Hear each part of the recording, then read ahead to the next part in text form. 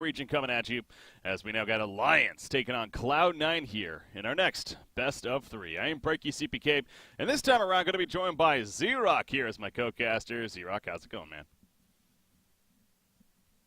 10 seconds remaining. You there, Mr. Z-Rock? 5 seconds remaining. All right, well, he was there. He was there for a little bit. Reserve time. Hopefully, he'll be returning here soon. Anyways, we got our game number one kicking off here. Alliance versus Cloud9 here. Again, this is our second of three best of threes. We're going to be following this up with NIP versus Empire. We just got to see, actually, our first one take place right there with Prodota taking out mousesports. 2-0 in that one, and Prodota looking good doing so. Moving on to the brackets. This is from Group B, this matchup here again. The winner of this had to play Vega Squadron, who defeated Navi yesterday, 2-0 in this series. So far, it's only been a couple of matches, but some 2-0s coming at you here. We'll see if this one goes the distance. Definitely potential. Alliance, of course, they're coming off kind of a good and bad as of these last couple of days right here. Again, a lot of matches to be played, a lot of different events going on, including this one here. Alliance, one of many teams that is very active as a result. They lost recently in the Zodak qualifiers in a pretty disappointing fashion. I happened to cast that match, actually. They lost to a somewhat unknown team named Hala Eris, actually, over there. So that was disappointing. But then they followed that up with a victory over Effect in a different qualifier. I want to say it was for the Epicenter qualifier, if I'm not mistaken. Different qualifier. A different one. Hey, there you are, Mr. Z-Rock. Whew. Good morning. We made it. We made it. Cat ownership is lovely. I hear that having some cat interference there, it sounds like. So, well, my cable vanished that goes between my microphone and computer this morning, and then I found it behind my computer, bit in about 3 pieces. Oh, well then. Yeah. Well, we're back. So is the cat still alive? Is that what you're saying? Not any longer in this room, Okay. but still alive, yes. All right, not that brutal. That's good. No. All right, so we got a draft on the way again. I was kind of just going over the teams themselves, and of course, not that they're unknown, but Alliance has kind of had an up and down time here in these last couple of days, to say the least. Yeah. Cloud9, it's been a little rough. Yeah, Cloud9, however, I don't know if they've really played too much themselves just yet. So this might be one of their first matches post Kiev Major, I believe. So we'll see. Yeah, I haven't seen them in a whole lot of anything since the Kiev qualifiers. I mean, they played the Zotac qualifier prior to Kiev Major, but yeah. Other than that, hasn't been much. We got a draft to talk about, man. We got a fun one to talk about. What is that? Tree and Protector was the first pick, Veno Spirit Breaker, then a Clockwork, and then we had Bat Rider and a Skywrath, and now we got a Lycan coming out for Cloud. I'm loving this hero more and more the more we're seeing it lately. The Lycan? Yeah, the Lycan especially. It's fun. I mean, all I remember is the first fight that I really saw Lycan in at Kiev was nighttime, and they were in like the dire jungle, and it lasted forever. He got 2 or 3 howls off, and every one of them was so huge. Like it's literally plus 400 HP at night when it's max level. Yeah, it's an insane team fight ability, and it's super underrated. So I'm liking seeing it picked up too. It speeds up the tempo a little of the game, and pairs really nicely with the Veno as far as matching their pace and just a really explosive mid-game. Yeah, Veno obviously set to head a lineup more in the middle lane, you'd figure. They got the Spirit Breaker Roamer, Bat Rider, and they're going to finish this off with a support act. It's not often we see a 5-position support as a final pick for a team. But Cloud9 is setting up to do that. Now, it's not 100% guaranteed, I guess. I mean, could you see it any other way? Maybe run a Veno support, I guess, isn't out of the question, but... Could be. I mean, for a very little while, we saw Venos grabbing an Iron Talon and basically taking to the jungle at level 1, and they'd be ran kind of as a support. But I don't think we're going to see something like that. I think it'll be a mid Veno. But it's weird to see the Veno picked up before the other mid laner then. Like, that was a very early Veno pick. And I want to talk about this Skywrath out of Alliance. Okay. I mean, this is an NA hero. Complexities are in it. Freedom kind of made a name on themselves for it. Eagle is arguably one of the better Skywraths in the world, but we don't see it much outside of there. Most places seem to think it's a little weak. It's not quite enough damage to be a roamer. It doesn't have any actual hard CC, so it kind of gets left by the wayside. But if this Skywrath can get ahead, it does a ton of damage. Yeah, now, there's a couple things to that, because as you said, it's when it comes to crowd control, he's not necessarily going to be the best against the Lycan, per se. Only have the silence really against him, not going to do too much. But on the other side of it, they picked up a Lycan into a Clockwork, and I'm a little concerned about that for the idea of the Lycan pick, because Clockwork, you could argue, is one of the better heroes against a hero like because of Cogs, the effect that even with a BKB, if he traps him inside, he still needs to, chew on through it. And sure, he may kill the Clockwork, but if Clockwork has a blade mail, then all of a sudden, he doesn't want to do that. So Clockwork is, I feel like, a really good hero against Lycan. I'm not saying it should have deterred them ultimately to not pick it up, but it's definitely going to be an issue of sorts for the Lycan, I feel like. Yeah, it definitely can be. I think the best way they could fix it would be something like a Leshrac on Cloud9's side, because if he's standing near Lycan, if anything goes wrong with Clock, all he has to do is stun and Edict, and it's just going to add so much damage that it should tip the scale in Lycan's favor. And in reality, if Lycan's ahead enough, he can kind of just ignore the Clock. Punching through the Cogs is not a big deal once you have a couple points up in Feral Impulse, and you're getting that huge HP regen. And most Lycans are going to go something like Treads Vlad's. I'm curious to see. The big question is, does he go Necrobook? The item has been very contested lately. It used to be a staple. Necronomicon was absolutely get 100% on Lycan. We saw that kind of fall to the wayside, though, because Necrobook gives your team, or the enemy team, a ton of gold when they kill it, and it doesn't really seem to be that useful in pushing towers anymore. Yeah. So we'll have to see if he forgoes that build. Yeah, that's actually an interesting one, because I'm having trouble thinking back to the Kiev Meter. I know we saw this hero again. I believe he's like he won 5 out of 6 games, if I remember correctly. And I want to say at least one of those games he might have gone Necro, but in these I've seen him a couple times recently in these Zodak qualifiers, and he didn't go Necro either one of those games. Instead, you mentioned the Vlad's very good, but even the Mask of Madness we saw one of the games, or the Armlet, of course. That style of build is very aggressive battle build early on. Something to look out for. Yeah, and if you don't need him to necessarily scale and be this late game hyper carry, stuff like Armlet Vlad's Medallion is just a really strong run at you build, or Armlet Mom Medallion, same concept, where you get this nice power spike at 20-30 minutes where you were the strongest hero in the game by a long shot. But it's going to be a little hard into the PA. They don't have an easy way to break the blur. Lycan really does not want to go MKB.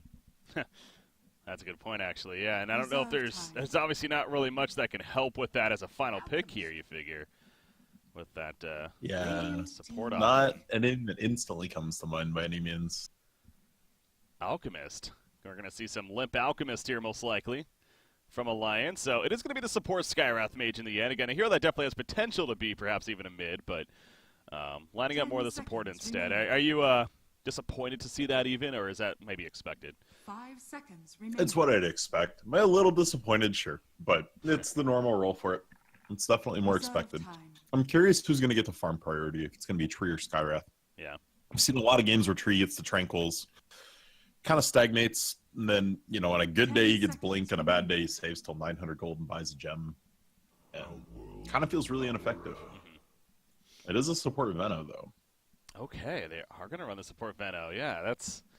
You notice how my voice, my influx kind of went up a little bit with the idea of the support Veno, because I've never... I know you mentioned the idea of the jungling. We've seen that before. Hani comes to mind from NIP now. We've seen that when you get the Iron Talon. You jungle quite a bit, and it could definitely work, but a support hero with the intention of not having the greatest lockdown or even initiation presence it's always kind of, makes me go, a little bit.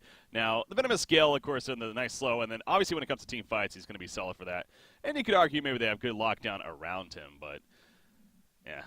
He just doesn't seem like the strongest support, I guess is what I'm getting at. Yeah, we'll have to see. There was a period of time where no one went stuns, where you'd try to get Abaddon first pick, and you'd just run this huge tempo lineup that was 5 people on a tower, no stuns, and if you want to stop us pushing the tower, you got to go on us. And then they just use this huge amount of pressure to win their fights and take objectives. This isn't quite to that extent. They have some good CC in Spirit Breaker that pierces BKB. They've got some in OD, just Astral Imprisoning stuff. So they've got enough here that their team fight doesn't look extremely bad. And Alliance didn't pick an insanely team fight heavy team by any means either. Yeah. PA is all single target. Alchemist takes forever before he wants to really fight. we've seen that while Tree offers a ton of CC, he offers almost no damage. So, yeah, these are some interesting lineups. Let's just say that it's very, very bizarre out of both teams. Yeah. I gotta say, I'm slightly favoring Alliance though. I don't know if there's going to be enough pressure put on the Alchemist early game to stop that quick Armlet Radiance from coming out, and from there, the world's his oyster. Well, that also makes me kind of wonder if Cloud9 had the intentions of running this Veno as a support from the beginning, or if this was a reaction, maybe OD pick in that final spot. You know, they saw the Alchemist coming out, and perhaps, would you say OD, you know, fares pretty well against the Alch, and maybe a matchup favor there? Overall, I mean, I think they both do fine. OD used to destroy Alch, extremely destroy Alch, but now that Astral's cast range at level 1, 2, 3 is so bad, yeah. What I'm really curious to see is if he only goes 1 point in Astral. We've seen some ODs start doing this where they'll only have 1 point in Astral pretty much to self-cast it on themselves. They're not really using it to harass, and then they max Arcane Orb and the passive Essence Aura very early on, and it does so much damage. Like, filthy amounts of damage. I'll see what he decides to go for here. Again, in the hands of Baby Knight. 30 For seconds to Cloud9, that is their middle player, of course. Yeah, Ace, going back to him as well, you know, playing the Lycan here. This is I feel, in general, this team, and, you know, Ace as a carry player, they definitely run some interesting stuff when it comes to the lineup. So I guess, you know, seeing maybe a little bit unorthodox of a lineup from them isn't necessarily the most radical thing ever.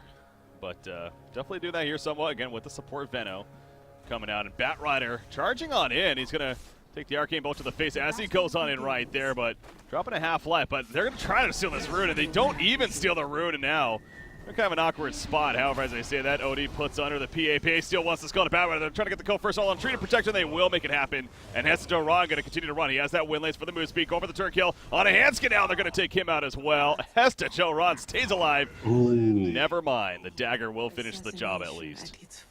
For That Alliance. dagger was so close. If PA didn't have a Blightstone already at level 1, they wouldn't have gotten that kill even at all. Yeah. So, I mean, in the end, it ends up being almost break even. Because Johannesson fan actually made a great play pushing the Lycan off the bounty rune as well. So they got 3 of the 4. And then ended up picking a big kill up on PA. How about this aggressive choice, though? They got the Spirit Breaker and the Batrider up here. Coming out from the Radiant side, you know, Skywrath, he does have good harassment with that Arcane Bolt as mentioned. Now you got the Invis, Nature's guys from Treant Protector. He's going to open onto the Batrider. Arcane Bolt coming out. It shouldn't be enough for the kill, but yeah, they're choosing to go aggressive here from Cloud9. Obviously, it's a good start with a 2-1, but is this going to work out in the long run, you think? I mean, Hestejo has to have 2. At this point, you got to just wait. Once Firefly and Napalm come online, you do a ton of damage, but that level 1 was just a battle of attrition. No one did anything, basically. They right-clicked each other and committed to not running away. Yeah. So overall, I don't mind it. But yeah, that would have been a kill on Hestejo there without the Spirit Breaker charge stopping the last tree auto. At least he remains alive, popping the Shrine, and going to try to regroup from that. You got Baby Knight continues to use that Astral Imprisonment for harassment here on the Alchemist mid. But so far, Alchemist and OD going at it. It's a pretty even fight here on the CS battle again. Just about 2 minutes into the game now, so not to look too Yeah, it'll much be into even it. for a while. I don't see that lane going too crazy. That is in so much trouble. Oh yeah, he is. He's trying to Firefly away, being level 2 now, but it's not going to be enough. Over the ledge, even does not save him, and you see Spirit Breaker. He was setting up as if he was looking to maybe make a play mid, but I guess more so the rune. Unfortunately, it doesn't spawn there. Instead, it's bottom. And regen. Oh, that's a good timing regen for the Alchemist. Man. He likes that. Oh, jeez, Limp. I'm a little confused by C9's choice to make Veno buy everything to start the game. I get you want the extra items, the extra gold on your Spirit Breaker, but Veno just having a Talon here changes the early game so disgustingly much. Yeah. Like, this camp would already be dead. He'd be looking at the next one. Yeah, so this is definitely going to be a slow start here for Rise. Obviously, using those level 1 Plague Wards to his best, but as you said, in only level 1, it's not necessarily going to kill them off too quickly, and he is feeling that. Ace is going 1v1 against Clockwork, but And this is a matchup you figure Jonas Fan loves. In fact, he's doing some good damage to the Lycan right here. Even takes a Cogs push and one more auto attack. Even the battery assault tick. It's going to be enough. Jonas Fan gets a solo kill at the bottom lane. That goes to that Clockwork versus Lycan matchup, man. So fast. Yeah, no, just got caught in the Cogs. That's the problem. And as we were saying, this Lycan is in a rough spot unless he's ahead. And when he's left 1v1 this entire lane, he's not going to be ahead at all. Yeah. Noya, he's not liking life apparently because he went way too deep right there. And he will go down in the end. So, yeah, that was a very ambitious dive on Hanskin. Unfortunately, no follow-up really. Yeah, this is pretty sloppy out of Cloud9. Mentioned they haven't been playing in many events just yet from what I can tell, so maybe that's kind of kicking in. Limp? A little bit. Limp is being gone on by Spirit Breaker. Another OD Astral Imprisonment. 10 more seconds. Those orbs doing damage, but he's going to get to the shrine. He still needs team to rotate in. Nah, it's just Noyo now. Gonna harass him, take a little bit more damage, but he should survive this. Yeah, it's just a matter of how much damage can he do before he backs off. And there we go. Living armor. In before 6 bash procs, and he doesn't get a move anymore. Yeah, no. Never seen that before. Illusion. Alright. So, early laning phase. Basically, the Lotus story. Gets fed 3 kills. Still even on CS with the Lycan. It's a pretty good start. Yeah, again, I gotta say that I don't know if it's just, like, no changes necessarily happen to Clockwork, but I feel like post-Kiev, for whatever reason, this hero Clockwork is really being a very value pick for so many teams. And Alliance, again, kind of use that here. Like we said, Jonas Fan getting the kill on the Lycan, and mentioned he's level 5, soon to be level 6, and that's where those aggressive plays are going to continue to come in from the Clockwork and looking to set them up, I'm sure. Clock is just super meta dependent. The harder it is to survive in the offlane, the better Clockwork tends to do in the meta, because he can pretty much always get experience. He's getting creeps by pushing Cogs to just stop creep waves, and then getting creeps pushed under his tower, getting some XP, and doesn't need any items to be one of the most effective level 6 offlaners in the game. So if the offlane becomes hard, which it did pretty much right after 7.0, then this is kind of what you start seeing. Clock rises back into power. Yeah. By the way, top lane, there's a lot of back and forth up here. They want to chase down the Drain Protector. The dust comes out. They'll settle for this kill. They dove PA initially, but they did a good job keeping him alive. PA trying to get a turn kill. He goes in deep. Loda, he's going balls to the wall, baby, but he might be in trouble himself now because of this. Loda's going to end up falling. The evasion's not enough, and Heston Rotten will survive, and now Hanskin, it's his turn. Now charges back in, maybe get a bash proc right here. Yep, there you go. 17%. Just a lucky boy Noya is. All right, this game's just going to be a bloodbath. Both teams are content to just throw all their buttons at people. This is nuts. Well, they're living up to the first. I don't know if you got the chance to really watch much of the first series there, but it was. I did not. Mouse versus Prodota there. It was pretty back and forth, and let's just say a little bit of some 3-2-2 moments at points as a result, but made it entertaining to say the least. I mean, that's Prodota to a T, though. Yeah. Well, to be fair, mousesports was one making it a little bit more in that series. And Prodota winning that one 2-0 actually. So. Wow. Yeah. I noticed you didn't see the result there. Yeah. That was. Definitely did not. They deserved it though. They've been looking decent lately. So. Lycan level 6 doesn't have a shapeshift just yet, and actually he does have the 1 point into hell. So bringing up that, Zero, I'm curious what you think on this. Now, I've seen again a couple of Lycans recently. We've seen ones where he maxes out Howl first. We've seen others where he doesn't even get Howl and just gets the Wolves and the Feral Impulse, more of the greedy build. Is this kind of a build you like? As well, hold that thought, because middle lane Baby Knight might be in some trouble right here. OD puts himself under. It's going to be enough to live, though. That battery assault sending his Eclipse. He says, I'm taking you with me. It's not even going to happen, though. And now Jonas, a fan. Maybe that living armor going to mitigate a little bit of damage. Those Orbs missing the uphills, but eventually does him in. So it will be a 1-for-0 turn for the OD there. Yeah, the build out of Lycan, I think it's mostly a product of the lane. When the lane's really hard, you tend to not max Howl. You're maxing Feral Impulse for the regen. And it improves your one-on-one ability so much. Because that bonus damage ramps really hard. So I think you just kind of had to. The clock was destroying him too much. And you say, all right, sorry, team. Can't get Howl yet. Yeah. What is it? 100 heal at level 1 at nighttime at least, so it's not bad. to activate that when need be. Dire's top tower is Oh, under and speaking attack. of that, he made it to use it soon as Clockwork's running him down. I take the bounty rune from him. It doesn't have hook shot though, so can't close that gap. So, Baby Knight did go the build I was talking about. Took the 1 point Nastral straight into just let's get some damage in orb, and that's where we saw it pay off. Was that last fight? That was how he had the damage to bring him down. Get that clock kill. Oh no, the hook shot hit neutrals. Did it? Yeah, I was wondering about that because I caught it like right after he used it. That's unfortunate for Jonas Fan. Now he'll be fine at least, but he wanted that kill on Lycan.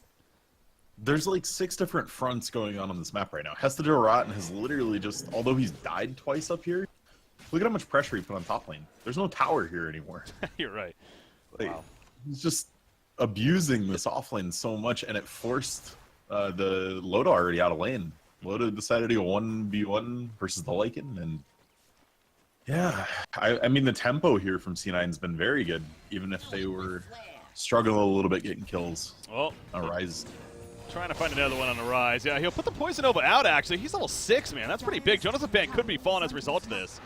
Good job TPing out, realizing that he had to get the hell on out of there at that point. Ace, meanwhile, coup de grace proc initially with the stifling dagger. Can he maybe get another one off Loda? They need that vision. If he can see him, that should be a kill. He's going to find him, and there's the dagger to finish the job. Gets the coup de grace proc right there. Speaking of being lucky. Houndskin, meanwhile, he will follow return, and now actually Loda is going to try to make his way out with the Phantom Strike. But they're going to catch him. The bash comes out, and he will end up falling in return. So not the best dive in hindsight there for the PA. Yeah, and it would have been way worse without that coup de grace. True. Probably would have lived, actually. A good point. Does not, though. Hook shot middle lane. OG gets caught. The Astro Prism. He can't get it off just yet. The battery saw causing issue. Sanity's Eclipse is not going to save him. No turn kill to be had there. And yeah, that's just, again, I love this hero, man. I really hope we start seeing more of this because not only is he proven to be a good one, but he's honestly just fun to watch as Clockwork. Yeah, he is. I mean, he just changes the game so much. Because we're not waiting till 30, 40 minutes till everybody has a Blink Dagger and their initiation tools. Clock's just like, I'm 6, let's go. Yeah. And Battery Assault is so strong, man. It's That's like a lot of damage. between the damage that it does, which is insane itself, but the constant stopping of casting animations. I mean, you see right there, OD couldn't even, do anything at that point other than just accept death because of it. So it's just such a valuable tool. Whenever Clock goes into meta, if I'm ever working with a team, one thing I'll make them do is go into practice mode, spawn a Clockwork, and practice casting spells in Cogs with Battery Assault. Because if you stop cancel spells properly, you can get some spells off you normally think you could. Lena's Light Strike Array is probably the most notable one. Super long cast animation, but if you cast it perfectly, it will go off between Battery Assault charges.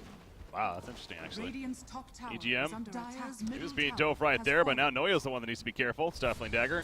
No coup de grace initially this time, but eventually gets with an auto attack, and Noya just doing his best to survive. He does have an urn and Magic Stick charges. He will pop those right there, and he'll stay alive. EGM wanted to overgrowth. He started the animation. Thought better of it. Yeah, not worth it. Doesn't want to waste that cooldown at that point, so he'll hold on. Speaking of Clockwork, guess what? He's getting another kill on a rise right here.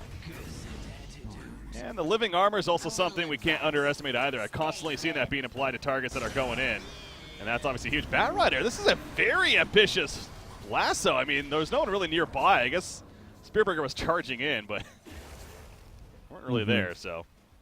This is where C9's lineup starts to feel a little awkward. Your Bat Rider has lasso. When you lasso someone, you want to burst them, right? You want them to be dead or close to dead by the end of lasso, and there's so low burst damage on this Radiant side. Lycan just wants to right-click you 3 or 4 times. OD, I mean, yeah, we've seen ODs burst people, but that's like 5-6 items into the game. And just nothing really to do after you lasso a target. Yeah. And usually that'd mean the late game is in their favor, but I don't think it is. Like, you have a PA and an Alk.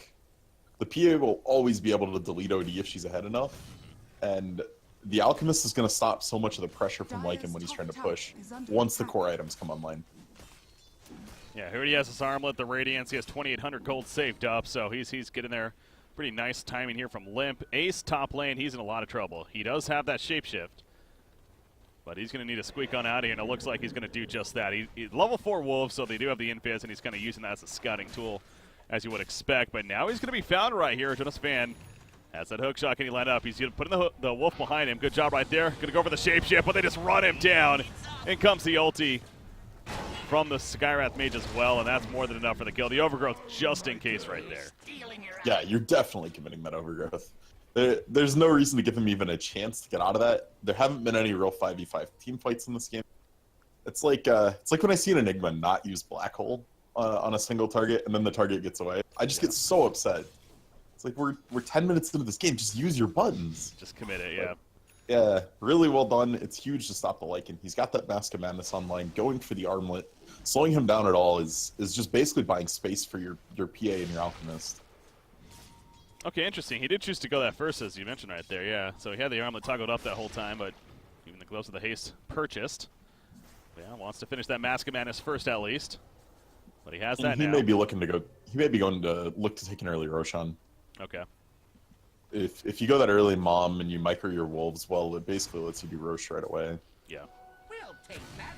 Boom. Once again, I know he's a sacrificial support. A lot of the times it's just kind of the role that he plays, but man, he is struggling for any kind of farm, and he's going to be found right here. Struggle will continue. Nice imprisonment on a Clockwork, but how's he going to survive throughout this as well? Able to get the silence off onto OD. Noya will finish the job, but now he is deep. And on in there, Clockwork hook shot. That's going to miss, unfortunately. But they should be able to get a pick back here onto the Spear Breaker. Well placed with the cogs there. Cutting off his teammate support. It feels like a pub. It really does. There have been very few coordinated movements, very few macro plays. It seems more like everyone's doing their own thing, and if they happen to run into an enemy or an ally, then they press their buttons. And that's not to take anything away from the teams. It's just kind of how this game has evolved. But yeah, this is some strange Dota. Yeah, it's not the cleanest Dota for sure. And we see Batrider is going to no, dive in right Hans here. And man, these struggles.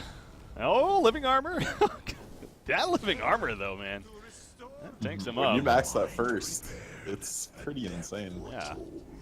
Bottom lane, though. We're Radiant's middle tower brawling. is under attack. Want to catch Clockwork right here, but again, he has that blade mail, so, and now with the living armor applied, good luck chasing him down. So he'll be fine. Yeah, I don't know. Again, it's you look at the lockdown. Lasso was on cooldown. They were not going to kill that Clockwork, so. Yeah, it was a good call, though, because initially the aggression was from the clock. He got a Cog's battery assault on the Ace, and Ace instantly recognized, I'm not fighting this with the blade mail. Him and the Wolves busted out very quickly out of the Cogs. Yeah. 05, they say screw it, we'll just group up and push. House, it's only level 1, but it's still doing quite a bit. It is nighttime currently, only 10 more seconds. If he can get, he won't be able to get it off again, unfortunately, in the nighttime. But they're going to go for Phantom Assassin off the bat. Evasion's kicking in somewhat, but it's not going to be enough. Down goes Loda, and that is the lasso initiation that you're looking for, 100% for C9. Yeah, that's wonderful, and the timing is perfect. Alchemist just picked up his Radiance. He needs another couple more minutes. They want to fight, though.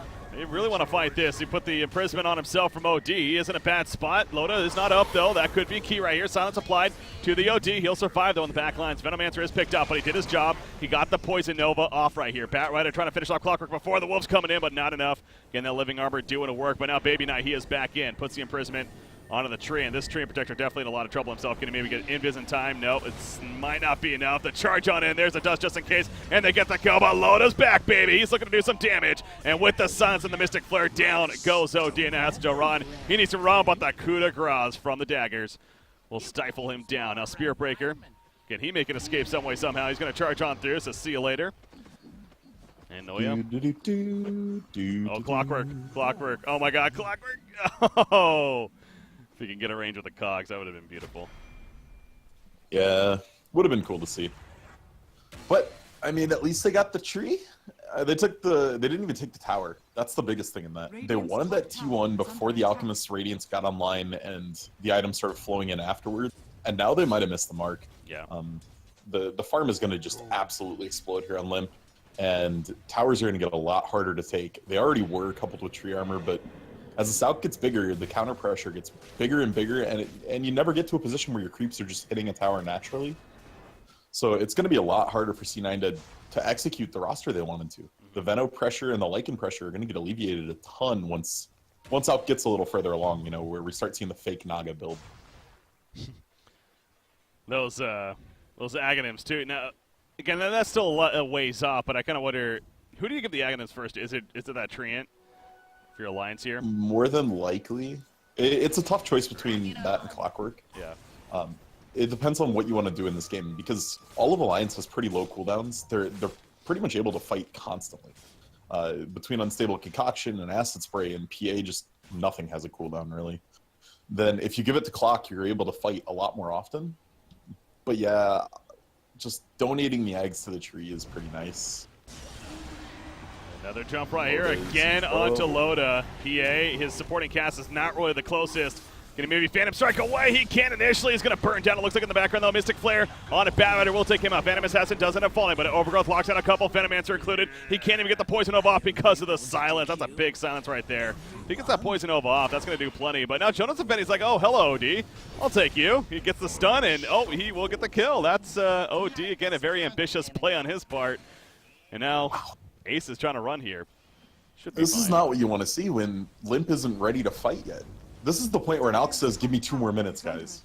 And in reality, they're winning these team fights before this Alk is really online. And Alliance looks firmly in the driver's seat at this point. It seems almost odd that they're as... it's just not going to stop, man. That's rotten going in. But again, is this the smartest move? Jonas a fan standing there with that blade mail. Now Jonas Fan going to be slowed down by the Venomous Scale. Loda is coming back in, though, and yeah, I don't know if this is the best for C9. It feels like they're kind of really trying to force this, and especially Rise, 4 staff away. Not going to save him in the end, and Poison Nova only hit Alchemist right there, I believe. Yeah, so they even lose one, trying to kill Clockwork. But it goes back to, they're getting, that's the second time they picked off PA in pretty decent fashion, yet the fight just falls apart for them, despite that. Yeah, it comes back to them not quite having the damage. Between Living Armor just making huge saves and making it hard to finish somebody off, and the fact that like now there's a Radiance Alchemist, whereas if his ult's running, I don't really know how they kill him. The only way I can see them killing him is like the OD getting a bunch of int stolen and dropping a huge sanities, because they don't have the damage, and with that extra regen coming out of Alk, this pick is brilliant here. They just have no answer on the side of C9. Doesn't feel like it. Baby Knight, he's going to try to continue to farm. OD has a Yasha. I was just about to say that too. And like, obviously he's going Manta. I mean, to get rid of the Tree Protector Overgrowth, I think is the key there. Or actually the Silence as well. Yeah. That's been an issue, to be fair. And again, Disjoint, Loda Daggers. I mean, there's a ton of uses for it this game. But all of those things except Disjointing Loda Dagger can be done with BKB. That's kind of my question here. Is there really more value than just going BKB? That's a good point, actually. I didn't think of it from that perspective. Because, yeah, BKB just feels like a better item on it, too. Yeah, Manta style just feels off on an OD. Non-agility hero, for that matter. The synergy's not really there the best. I mean, it will be a little more armor, of course, on top of that. So maybe that's a little bit of logic. Helps ramp up your Arcane Orbs faster, too. It's a ton of attack speed overall.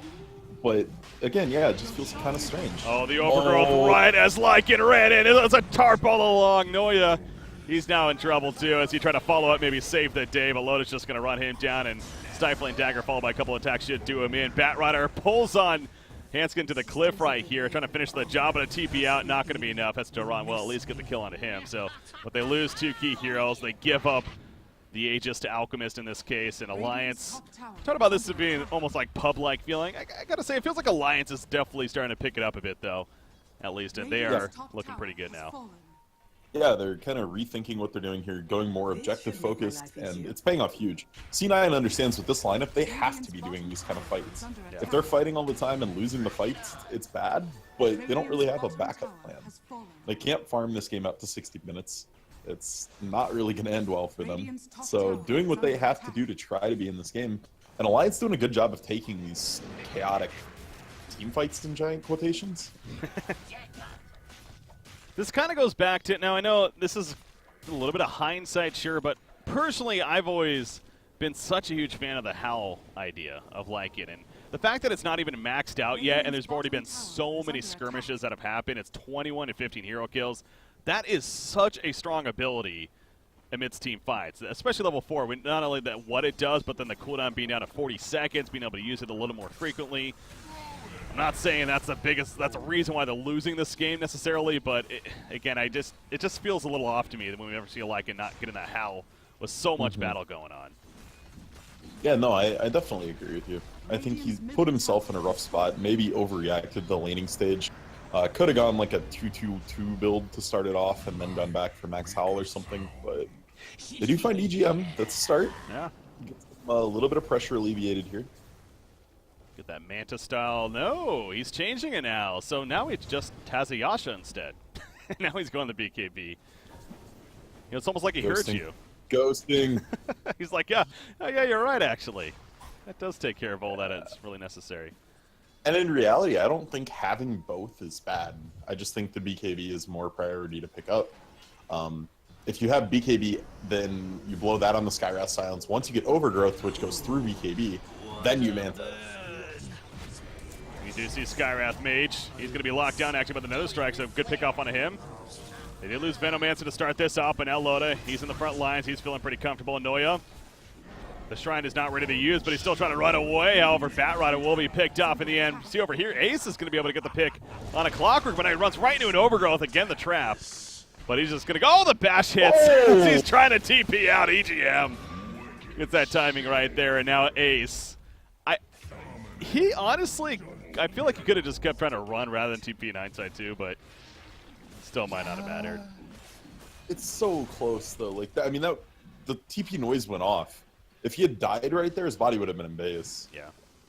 Radiant's middle tower is under Well, attack. he does die in the long run, and Alliance ultimately going on top. Yet another find, and again, this is without the Phantom Assassin also being that farmed. I mean, he has a Desolator, which of course is a lot of damage, but looks like he's going to be building into that Vlad's next. In fact, I think it might be Well, delivered. he's got a BKB on the courier. Oh yeah, I guess got some BKB. Never mind. So Huge. Sitting with And I say that as Alchemist is another 9,000 gold on top of him. The split push build is almost done. God. So this is the point where, yeah, you could get one more item on Limp, or you can start feeding the Ags. And this is where this game just gets virtually unwinnable for C9. They don't have the damage. All of their damage is in like slow, sustained increments, which is making it very hard to deal with Living Armor and with the Chemical Rage. And it's going to take like a beautiful smoke into Batrider grabbing the Alchemist before Chemical Rage. That's pretty much their only way to take a team fight potentially. Yeah, he alone, Alchemist, has more net worth than the Lycan and the OD combined. I mean, that's just insane.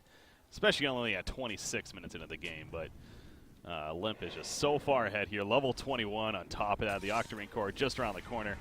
It kind of goes back to the idea, and I agree with you, the idea of getting both, even the Manta and the BKB, it potentially could be strong, but more defensive items, and top lane Spear Breaker gets picked up meanwhile. I believe somebody else was also up there and ended up porting out, but just running down hero, so it goes back to the lack of outright damage here on this Radiant side is the ultimate point. Lycan's trying to help with that with a Shadow Blade at least, and possible Silver Edge here. Yeah, it's fully clicked, but there's a Shadow Blade at least. So a little more enhanced damage. But yeah, they're going to need to catch the Alchemist some way, somehow is kind of the key once again, as you pointed out. Yeah, and if Alliance just stays this 5, I think they're in good shape just to close this game out very systemically. They don't need to do anything crazy. Just play straightforward ABC Dota. You know you're so far ahead at this point. Yeah. Limp, the double damage rune is going to be wearing off right here, but got plenty of push out of it. Meanwhile, his teammates are looking for a gank, and unless Veno turns around, he's going to be that victim. Yeah, there you go. I was hoping to see like a one-shot there, honestly. Yeah, bad of me. Not quite the damage to get there, but we'll see soon. If he was 18, could have been. Yeah, Veno falling victim again. Again, that force staff has been nice, but overall not helpful Ooh, there. OD too. is going to get caught as well as he tried to TP away. He does have that imprisonment, but it's already so much damage. He's just going to simply delay right here. Mystic Flare ultimately wasted as a result, but they get the kill. Yeah. And now that the game has gone to this situation, I think the first Ag should go to Clock, 100%. You're just taking constant team fights, and you're ready to push high ground. You swept all the tier 2s, so the Ags on tree, while still being useful, he can farm jungle with it. It's less useful now because you're not taking fights outside of the base as often. Yeah, no, I agree there. The vision control isn't necessarily much more even game or even behind, then yeah, definitely the tree. But the way you're playing so aggressive, Clockwork seems like it makes the most sense. Get that hook shot value over and over and over again. Now he's building a Yules as well on top of the 4-staff that he has. So yeah, I want to talk about the Venomancer. I mean, Veno honestly hasn't been doing horrendous, I feel like. He had an earlier 4-staff. He has the medallion here right now. So, I mean, in this game, I don't think that necessarily was the worst pick in the end here, but it just hasn't done anything, but the same could be said for most of C9's lineup. Yeah. When you're going to jungle this Veno out, you're looking to get him to one item really quickly, which it was in that medallion. That did come online pretty fast, but when you're behind on tempo, Veno just feels bad. Like, Veno feels bad, Lycan feels bad, and they just didn't really draft themselves a backup or a recovery here at all. Mm-hmm. You got that BKB almost finished for Baby Knight here. But again, it's more of a defensive tool, if anything, to just get rid of that silence or the overgrowth as mentioned. But that's the other thing, yeah. You bait out the he has to use it for the overgrowth, and all of a sudden the silence comes after, and I guess that wouldn't work. But more so the other way around. He's silence, you bait out the BKB, and then he can still get overgrowth hit after he BKB. So that's something he's going to have to be careful about still. And potential as to why he could possibly still go that Manta as you're getting at. Yeah. Ace is fine. And with a cool Manta, you can actually get yourself out of cogs if you get lucky enough. You can disjunct the Ox Stun if you're invulnerable when it hits you. I mean, there's so many uses for Manta in this game. I love the idea. It just needed to be after BKB, which he did realize they're doing it now. It's just a question of are they kind of too far behind. I will say Limp's being greedy. He finished a butterfly before he fed an Ags off, so now technically 6-slotted. We'll have to see if he's super greedy and sells the armlet too for like AC or Shivas. Yeah. That'll be the next question. I think AC here is probably a nice item to have for the team, and as well as himself even, so definitely wouldn't be surprised by that. But yeah, he's being the greedy, but it is Alchemist after all, and again, I think that's just fine. It's not like that Ags on Clockwork is really going to be the game-winning item necessarily. Oh, sure. Uh-oh, Baby Knight. That BKB may be coming into play here soon. Almost gets They found do there. see Roche is up now, though. Yeah. Both teams do know this, so it's going to be a game of chicken around the Roche pit. Rocket's scouting out. The Dire Scan also spotted the OD there. Limp, he'll go right into the Roshan pit, and that's going to happen pretty quickly here. So, understandably, Cloud9 just decides to give it up, tries to get a little bit of farm elsewhere. Veno, oh boy, yeah, TP out. Yeah. Look at the warding from Alliance. They are so deep with, they have this nice arc of wards just showing. Anytime C9 leaves base, they know what direction they went. They know to what extent they're out. And, I mean, even just the images from Alk have been scouting their own woods. So they're keeping tabs on all 5 of these C9 heroes. And really just great information, great wording. That is kind of a power of Lycan, to be fair, though, too, at the same time, because, again, those Wolves, they're kind of that mobile ward in a sense. I'm sure he's been doing that. I haven't necessarily been noticing, but definitely something that you expect these top-tier Lycan players to be doing. In fact, he has the ability to use right now. I mean, he's just so scared right now because he knows he's being seen by Alliance everywhere he goes. The Shadow Blade helps, but you just have to feel petrified. Oh, it helped right there. That's Silver Edge in that case, but Limp was trying to find him. Almost got the stun off, but Ag's queued up on Limp here. All right. Let's go. This is where you just give it to Skywrath, right? Give the big middle finger to the casters. Oh, yeah. Does PA Skywrath have Ags one? is really dirty. No. PA doesn't have one, right? No. She's one of the Skywrath is really fun, though. It double casts every skill he has. It casts Yeah. a second copy on any nearby enemy. Yeah. It's filthy. I mean, double silent. Like, that's not like, it's not bad. It's definitely an Ags eventually that will be picked up. Double ult and overgrowth? Yeah. Like, that's where it gets really insane. I've seen, like, we had it one time where Eagle was playing on Freedom in a Faceless Void chronoed and caught, like, 4. And Eagle had, like, 3 or 4 Mystic Flares in the chrono at one time. It was just disgusting. It was so much damage. We'll see what he eventually decides right there. He has enough for it, but, of course, buyback perhaps a little bit of a concern too, and they are pushing the base after all, so.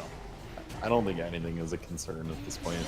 They're ready. Even They're this, good. they get the lasso on a PA, but we've seen this many times before, and it works out just fine for Alliance. So he just pops the BKB. He just takes out Venomancer, so take me with me. If anything, he gets the kill, buyback immediately. Meanwhile, Root in the background on Lycan. Now he's trying to run again. He doesn't have a BKB himself, so this Kite, I mean, he's basically done no damage in this fight. I guess he did kill Skywrath Mage, but he's just simply limping away this whole time. Speaking of limp, he's running after several heroes. Veno, that's a tieback for him. The A just popped onto load up, and now Limp will focus on the objective. Taking out the Rax right here. So the fortification, unfortunately, a little bit just late, but the Rax was falling anyways. Alright, so our first level 25 talent comes online with the Alchemist, opting for the lifesteal instead of the minus armor when they have this PA. I'm a little bit surprised to see this, mostly because I wanted more one-shots from PA. But yeah, that's more of the in the end, safer again, route. the play for me kind of build. What a greedy player.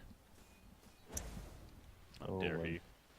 All right. Did he buy an So the axe? first ag being done. He's flying the courier out to grab the point booster. Gets another That will 4,100 complete the gold. first Okay. ags. There you go, okay. Oh yeah, he's basically at 2 of them. He should buy a second point booster right now from the shop, just so he doesn't have to send the courier back there. Dire's bottom tower is under attack. Well, here we go. Round number 2, at least at the base here. Venomancer's up in a second. Don't have his ultimate just yet, though. Noyo's like, I gotta try something. He calls beeline for the tree into the background. Skywrath was picked off again by Lycan, so kind of accomplishing his objective there. But now Noya. Simon's been the sacrificial lamb all game. Like, Hansu just keeps dying over and over. It doesn't matter. Yeah. But it's just like, Lycan makes it his goal every fight. I'm gonna press R and I'm gonna run at you until you die. And then I'm gonna run away. Hey, there's that axe, by the way, or he uses one hook shot right there. Has another one in a couple of seconds now. Was delivered to him. Rise being run down by the illusions of Alchemist. Almost dies from that alone. Will manage to live, though, but that's another set of racks, and Alliance again continues to be like, all right, yeah, we lost our Skywrath, who cares? Let's just fall back. Take objectives even more. Alright, so looking forward here at this point, Hestajo didn't necessarily play badly, but I feel like he needs to be on something more of a playmaker. He needs to be on something with some scaling potential that can still make plays like a Magnus, an LC, something more in that kind of vein. Yeah. He's a very big impact player for them, and in reality, like, Baby Knight's been the linchpin of this team, right? That's the guy that if he goes off, you know they're good, and that's usually on the form of something like a sniper is the most notable one that I've seen. Mm-hmm. I think they just need to retool the draft and play more to their strengths as players versus these drafts. Like, this draft just feels odd. And while I'm fine with odd drafts, they've ran Omni Knight middle and crushed with it before. It just doesn't seem to line up with how they usually play. Well, even going further with that, now I'm trying to think back at the draft. I wouldn't be surprised if Magnus himself was banned, but still the hero, the idea stands in that. That's good, kind of goes back to Lycan, where if you're going to pick up Lycan and try to benefit from the Howl, you want to get a hero that's going to benefit from the right clicks, especially as another core. And obviously that Bat Rider doesn't really do that, where something like a Magnus definitely would have, or hell, even like an Abaddon, as we've seen before. Noya gets picked off elsewhere. I'm watching Hestajo Rotten trying to survive. He will manage to TP out against the Alchemist, but again, it's just complete chaos for Cloud9. They're just simply trying to play the let's just stay alive as long as possible game, and OD, that's not going to be okay, maybe it will. Arcane Pike forward, and he'll be fine. At least in that moment there, but Alliance, they're kind of resetting right here. There's a double damage bottom rune, but nobody sees it, so won't be able to get it here.